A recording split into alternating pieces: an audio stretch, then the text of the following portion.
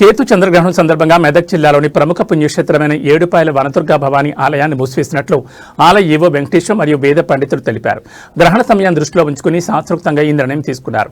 గ్రహణానికి ముందు అమ్మవారికి ఉదయం పూట నిర్వహించాల్సిన ప్రత్యేక పూజలు, నైవేద్య కార్యక్రమాలను వేద పండితులు పూర్తి చేశారు. పూజా కార్యక్రమాలు పూర్తయిన వెంటనే ఆలయ గర్భాలయ ద్వారాలను మూసివేశారు. భక్తులకు దర్శనాలను తాత్కాలికంగా నిలిపివేస్తున్నట్లు ప్రకటించారు. గ్రహణ కాలం ముగిసిన అనంతరం ఆలయ పవిత్రతను కాపాడేందుకు ఆలయ శుద్ధి, సంప్రోక్షణ మరియు ప్రత్యేక శాంతి పూజలు నిర్వహిస్తామని అర్చకులు తెలిపారు. ఈ పూజా కార్యక్రమాల అనంతరం తిరిగి భక్తులను దర్శనానికి అనుమతిస్తామని, భక్తులు ఈ మార్పును గమనించి సహకరించాలని ఈవో కోరారు.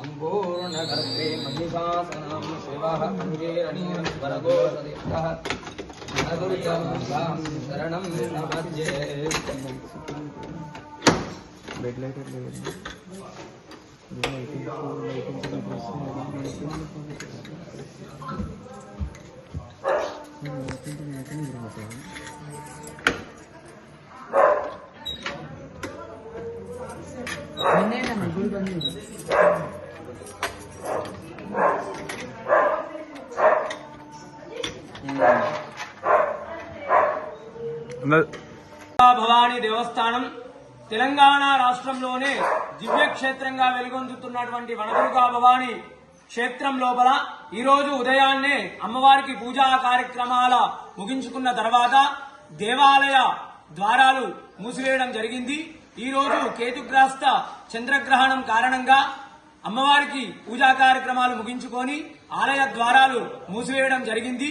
తిరిగి మర్నాడు రేపు ఉదయం అమ్మవారికి శుద్ధి సంప్రోక్షణ అనంతరము అమ్మవారికి జరిగేటువంటి నిత్య కైంకర్యాలు, అభిషేకము, అలంకరణ, సహస్రనామ కుంకుమార్చన, మహానివేదన, మంగళహారతి అనంతరము అమ్మవారి యొక్క దర్శనాలు భక్తులకు 8 గంటలకు కల్పించనున్నట్లు ఆలయ ఈవో వీరేశం సార్ గారు తెలిపారు.